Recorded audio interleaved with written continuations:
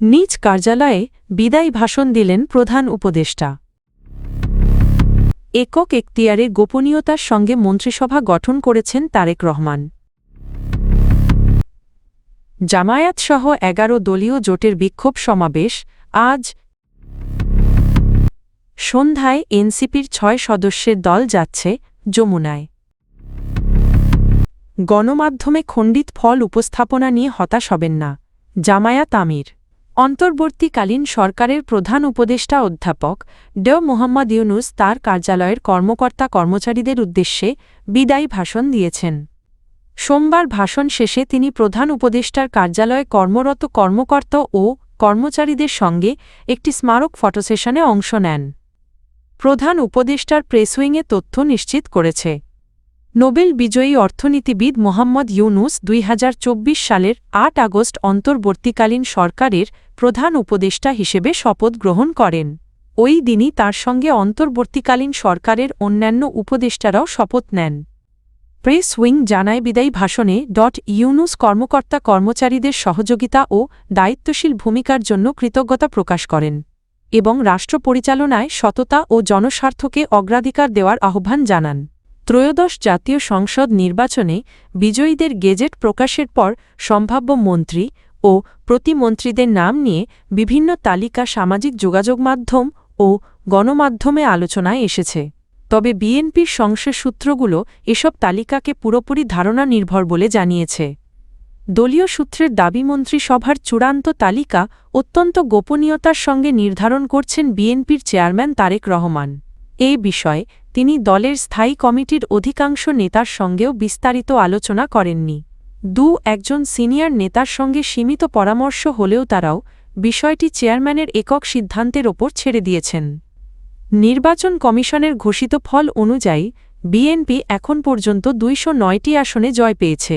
২টি আসনের ফল স্থগিত রয়েছে এবং একটি আসনে নির্বাচন হয়নি। দীর্ঘ ২ দশক পর দলটি সরকার গঠনের পথে থাকায় মন্ত্রিসভা নিয়ে রাজনৈতিক অঙ্গনে ব্যাপক আগ্রহ তৈরি হয়েছে।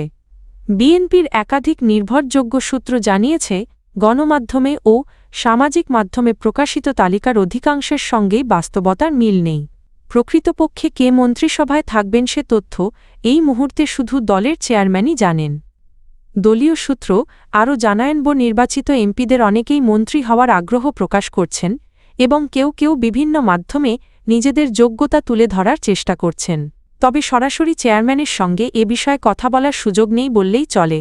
ত্রয়োদশ জাতীয় সংসদ নির্বাচনের পর দেশজুড়ে সহিংসতা, নির্যাতন, নিপীড়ন, হত্যা ও ধর্ষণের অভিযোগ তুলে আজ সোমবার ঢাকায় বিক্ষোভ মিছিল ও সমাবেশের ঘোষণা দিয়েছে বাংলাদেশ জামায়াতে ইসলামীসহ ১১ দলীয় জোট।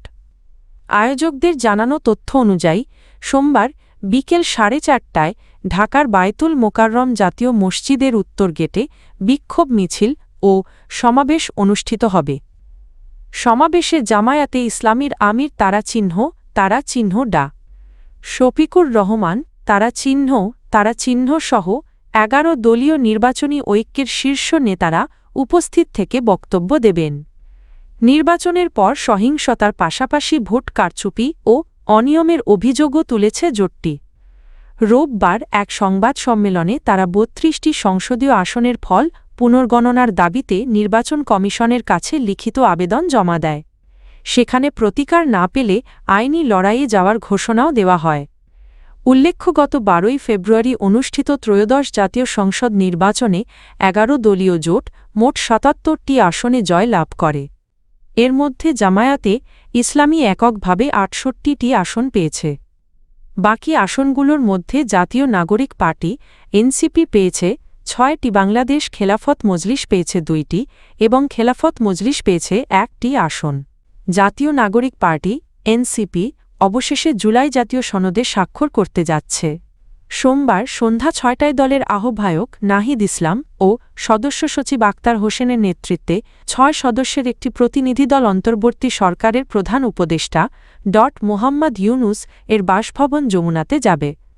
প্রতিনিধিদলে আরও থাকছেন সারোয়ার তুষার মনিরা, শারমিন জাবেদ রাশিন এবং অ্যাডভোকেট জহিরুল ইসলাম মুসা। সোমবার দুপুরে এনসিপির পক্ষ থেকে পাঠানো এক সংবাদ বিজ্ঞপ্তিতে এই তথ্য জানানো হয়। উল্লেখ্য গত বছরের ১৭ই অক্টোবর জাতীয় সংসদের দক্ষিণ প্লাজায় প্রধান উপদেষ্টা ড মুহাম্মদ ইউনূসের উপস্থিতিতে ২৫টি রাজনৈতিক দল জুলাই জাতীয় সনদে স্বাক্ষর করে। ত্রয়োদশ জাতীয় সংসদ নির্বাচন শেষে সেই সনদে স্বাক্ষর করার সিদ্ধান্ত নেয় এনসিপি। বাংলাদেশ জামায়াতে ইসলামীর আমির ডা শফিকুর রহমান ত্রয়োদশ জাতীয় সংসদ নির্বাচনের ফলাফল নিয়ে গণমাধ্যমের খণ্ডিত উপস্থাপনায় বিভ্রান্ত বা হতাশ না হওয়ার আহ্বান জানিয়েছেন। রোববার রাতে নিজের ভেরিফাইড ফেসবুক পেজে দেওয়া এক পোস্টে তিনি বলেন, জামায়াত ও ১১ দলীয় জোটের প্রাপ্ত ভোট একটি শক্তিশালী ও তাৎপর্যপূর্ণ জনরায় বহন করে। তার ভাষায় মোট প্রায় ৭ কোটি ভোটের মধ্যে জামায়াত নেতৃত্বাধীন জোট পেয়েছে ৩৮.৫০% ভোট, যা প্রায় ২,৭০,০০,০০০ ভোটারের সমর্থনের প্রতিফলন। ডা শফিকুর রহমান বলেন, মাত্র ২টি আসন থেকে শুরু করে আজ দেশের অন্যতম বৃহৎ বিরোধী শক্তিতে পরিণত হওয়া জামায়াতে ইসলামের জন্য একটি ঐতিহাসিক অগ্রগতি। তিনি উল্লেখ করেন, দেশের প্রায় অর্ধেক ভোটার সংস্কার, জবাবদিহিতা ও নীতিনিষ্ঠ রাজনীতির পক্ষে অবস্থান নিয়েছেন। তিনি নেতাকর্মীদের উদ্দেশ্যে বলেন, এখন শৃঙ্খলা ও রাজনৈতিক পরিপক্কতা প্রদর্শনের সময়। সরকারকে জবাবদিহির আওতায় আনতে গঠনমূলক বিরোধী ভূমিকা পালনের পাশাপাশি ভবিষ্যৎ নির্বাচনের জন্য সংগঠন ও ঐক্য আরও সুদৃঢ় করার আহ্বান জানান তিনি। পোস্টের শেষাংশে জামায়াত আমির আশাবাদ ব্যক্ত করে বলেন, ত্যাগ ও পরিশ্রমের ধারাবাহিকতায় সামনে একটি সম্ভাবনাময় ভবিষ্যৎ অপেক্ষা করছে।